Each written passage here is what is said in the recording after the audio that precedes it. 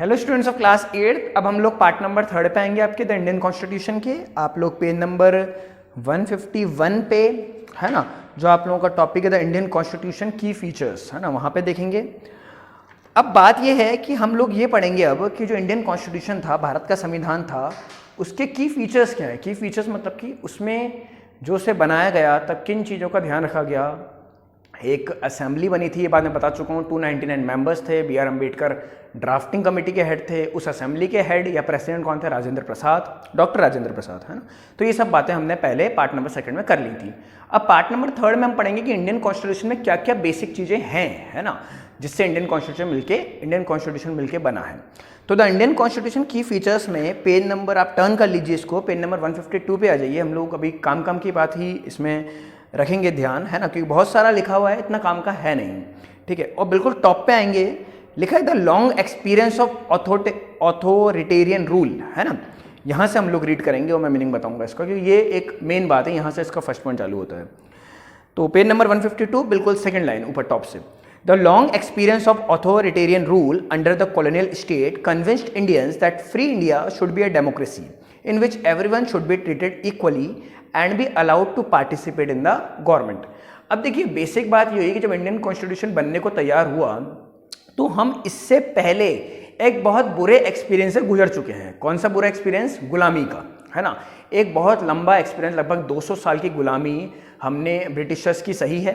तो इतनी बड़ी गुलामी सहने के बाद, जिसमें बिल्कुल भी इक्वालिटी नहीं थी, है ना, गरीबों को कुचला जाता था, पैरों के नीचे दबाया जाता था, है ना, कोई इज्जत नहीं थी, कोई इक्वालिटी नहीं थी गरीब की, उसमें जब इंडियन कॉन्स्टिट्यूशन बनने को आया, उसकी बात चालू हुई, तो सबसे पहली बात यही आई कि इंडियन कॉन्स्टिट्यूशन बिल्कुल भी वैसा नहीं होगा जैसे ऑथोरिटेरियन रूल था। लिख रहा है इसमें द लॉन्ग एक्सपीरियंस, जो लॉन्ग मतलब लंबा एक्सपीरियंस चला ऑथोरिटेरियन रूल का। ऑथोरिटेरियन रूल मतलब कि जब अंग्रेज हम पे अथॉरिटी रखते थे, हमारे ऊपर बैठते थे, है ना, ऐसा बिल्कुल नहीं होगा। अथॉरिटी रूल नहीं होगा। अंडर द कॉलोनियल स्टेट मतलब वो गवर्नमेंट जो हमको गुलाम करके बैठी थी, वो कॉलोनियल स्टेट कहलाती है। Convinced Indians that free India should be a democracy, जब इंडिया फ्री हो जाएगा, आज़ाद हो जाएगा, तो उसमें डेमोक्रेसी आएगी। आज हम अखबारों में, न्यूज़ में आप लोग वो बार बार ये वर्ड सुनते हो, डेमोक्रेसी। डेमोक्रेसी क्या है? जिसमें पब्लिक का रूल है ना। डेमोक्रेसी की बेसिक बात क्या है? पब्लिक रूल, पीपल्स रूल, है ना, कि पब्लिक ही वोट करती है। हम लोग चुनाव भी लड़ सकते हैं, वोट तो हम कर ही सकते हैं। उसमें किसी भी अमीर गरीब, जाति धर्म के नाम पर भेदभाव हमसे नहीं होता। हर पर्सन इक्वल है इंडिया में, है ना, ये डेमोक्रेसी है। तो should be a democracy in which everyone should be treated equally, सबको इक्वली ट्रीट किया जाएगा। And be allowed to participate in the government, और सबको अलाउड किया जाएगा कि वो गवर्नमेंट में पार्टिसिपेट करे। आज अगर मैं चाहूँ तो एक एज पूरी करने के बाद और कुछ बेसिक क्वालिफिकेशंस पूरी करने के बाद चुनाव लड़ सकता हूँ, है ना।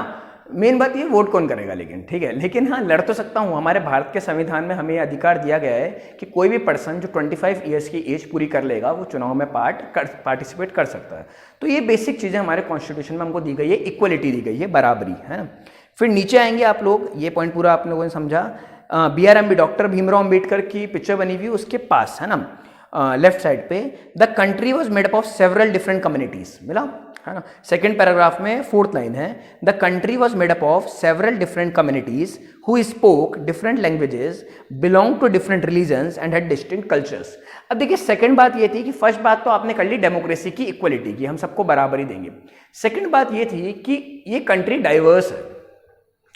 जो इंडियन कंट्री है वो क्या है? डाइवर्स है। डाइवर्स मतलब डिफरेंट कल्चर, डिफरेंट रिलीजन यहाँ पे रहते हैं, है ना।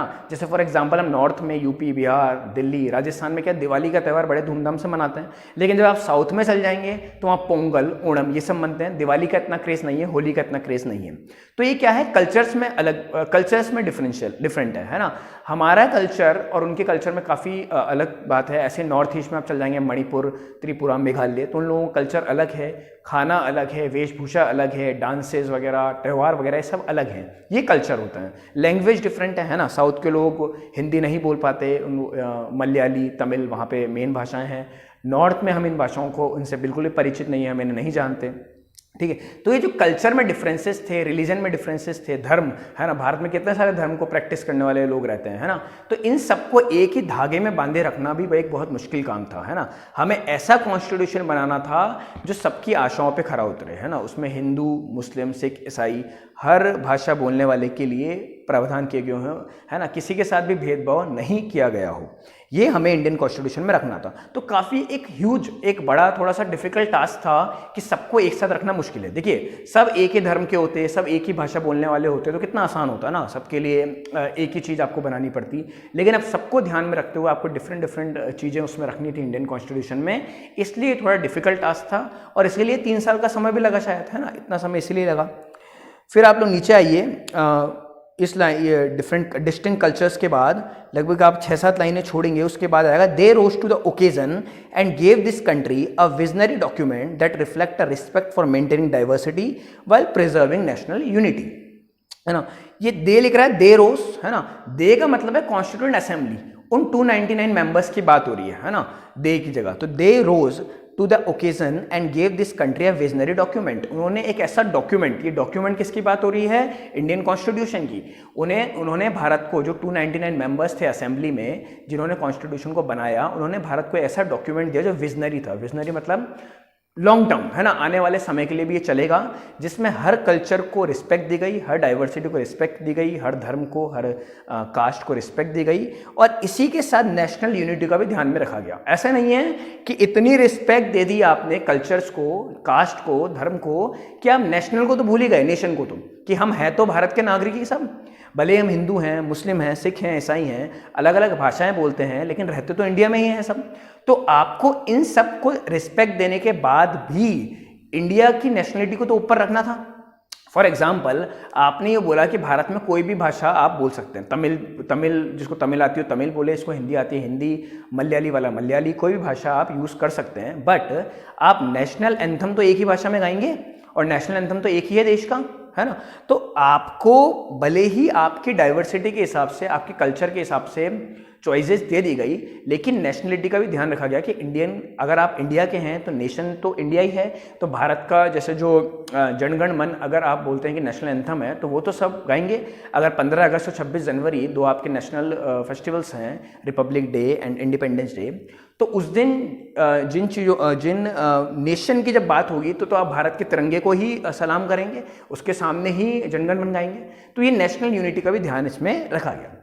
ये 3 पॉइंट इसमें इंपॉर्टेंट थे इस पूरे पैराग्राफ में।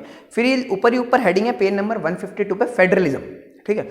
अब ये क्या होगा ना, अब आपके इस चैप्टर में जो बाकी पार्ट बचा हुआ है वो है फीचर्स के बारे में, है ना, कि इंडियन कॉन्स्टिट्यूशन में क्या क्या फीचर्स थे, एक एक करके हमको पॉइंट पढ़ने की। तो हमने पैराग्राफ फॉर्म में पढ़ा। अब मेन बेसिक पॉइंट्स आपके इंडियन कॉन्स्टिट्यूशन में, भारत के संविधान में क्या क्या हैं, वो हमको पढ़ने हैं फेडरलिज्म के थ्रू। तो देखिए, सबसे पहला आता है इंडियन कॉन्स्टिट्यूशन का फीचर फेडरलिज्म, ठीक है, फेडरलिज्म। तो चलिए, इसको तो हम एक काम करते हैं, आगे वाले पार्ट के लिए रिजर्व रखते हैं कि फेडरलिज्म का मतलब क्या है। फेडरलिज्म को मैं पूरा नेक्स्ट पार्ट में इसको हम कवर कर देंगे।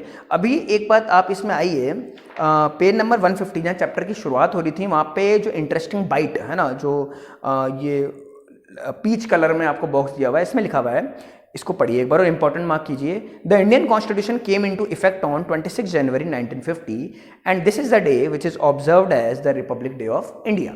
हमने ये बात पहले ही पढ़ी थी कि 26 नवंबर 1949 को इंडियन कॉन्स्टिट्यूशन पास होता है और 26 जनवरी 1950 को ये इफेक्ट में आता है। उसी 26 जनवरी 1950 को हम रिपब्लिक डे ऑफ इंडिया बनाते हैं, भारत का गणतंत्र दिवस, ठीक है। आप लोग इतनी बात ध्यान रखेंगे। 26 जनवरी, अब अगर आपसे कोई पूछता है कि 26 जनवरी को हम रिपब्लिक डे क्यों मना रहे हैं, तो आप ये आंसर देंगे कि उस दिन इंडियन कॉन्स्टिट्यूशन अडॉप्ट कर लिया गया था। भारत पे इंडिया में इंडियन कॉन्स्टिट्यूशन, जो भारत के संविधान है, भारत के रूल की बुक है, वो लागू हो गई थी, अप्लाई हो गई थी। उसी खुशी में, हम ऐसा बोल सकते हैं, उसी खुशी में हम 26 जनवरी को रिपब्लिक डे के तौर पे मनाते हैं, ठीक है।